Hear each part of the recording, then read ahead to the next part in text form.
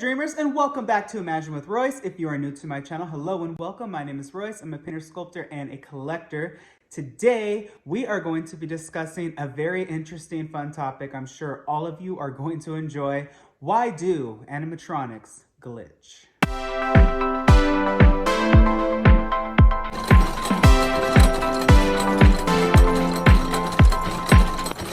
All right, so when I got this in the comment section, I immediately knew that I had to answer this because there are so many reasons why an animatronic will glitch. Let's start out with just the basics. So animatronics are robotics. They're machines, just like your cars or your washer and dryers or your refrigerators. They all glitch. They all malfunction at a certain point in time, which is a really good, let's just say, thing to remember because time.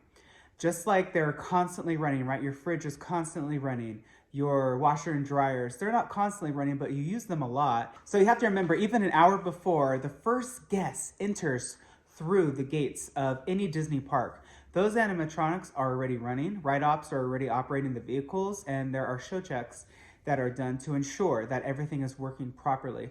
Not all the time that happens. So if there is a delay in opening or if you see the people lined up, that's probably more than likely why. But you have to also remember that animatronics are running 12, 15 hours a day. That is a lot on anything. I don't care what it is, a car, just any sort of like a air conditioning unit.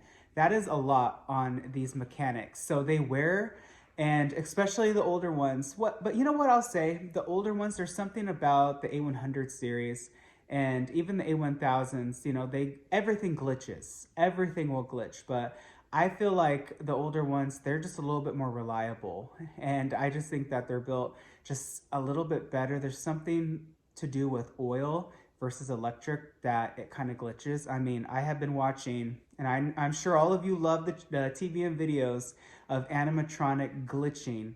Every time I watch that particular YouTube channel, I cringe because I get so sad. As an animatronic figure finisher, I try my best, not so much in the mechanics side of things, but I try really, really hard to ensure that that doesn't happen. And it kind of feels like I'm a failure in some aspects just because it's impossible to catch everything, but you wish you could. Also, additionally, if let's say there's a tear in the silicone or Small World doll eyes are bleeding oil and other hydraulic fluid stuff coming out of their eyes, it's really sad. And I spent years cleaning that to ensure that the guests have the best experience possible. But I mean, let's just be honest. Disneyland, it's kind of fun sometimes when you see an animatronic glitching in certain aspects. Like, for instance, when Ursula lost her head, that's not fun. But if they're just like slowly moving or if they're like froze, I mean, there's a really funny video of Tiana in the finale scene, her animatronic, when all the different malfunctions that she could possibly have, it's been documented. So in that sense, it's funny, but in other senses where it's extremely destructive and somewhat scary, like for instance, the Maleficent Dragon Fire, or even the Maleficent Dragon Parade Float at Walt Disney World, and that caught on fire. That's scary because it could also harm people. And animatronics, I remember when I was working in Pirates and we were doing some last minute additions and just touch-ups to some of the figures in the scene right after the auction.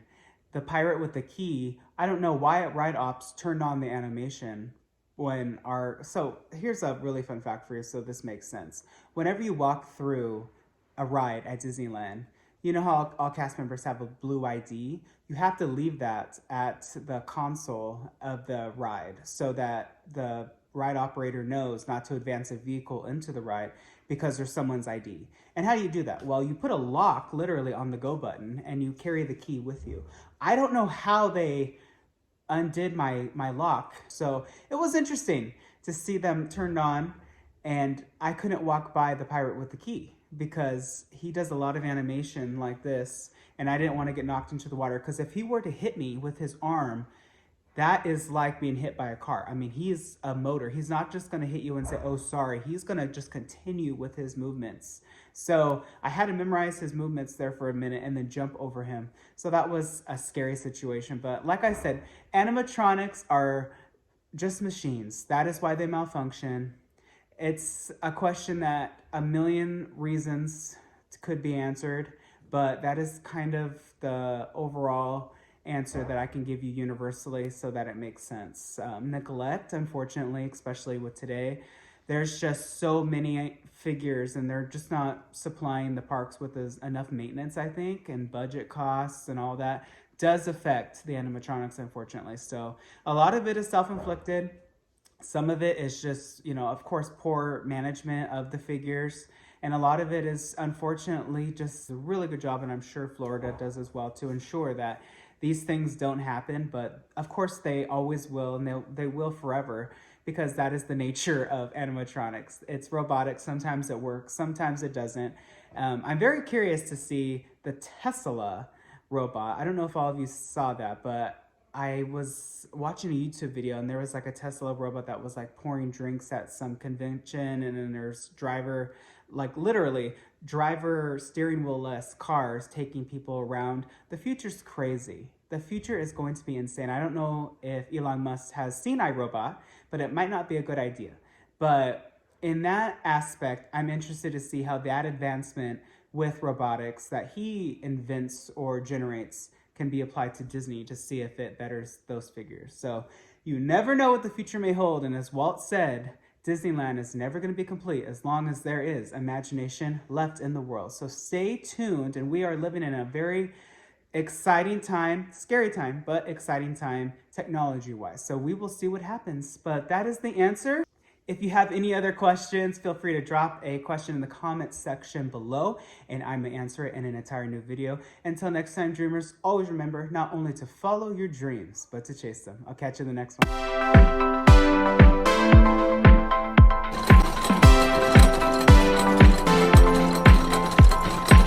20 cents a mile. And price, including taxes and everything else, probably ends up being 30 or 40 cents a mile. So yes, and you will be able to buy one.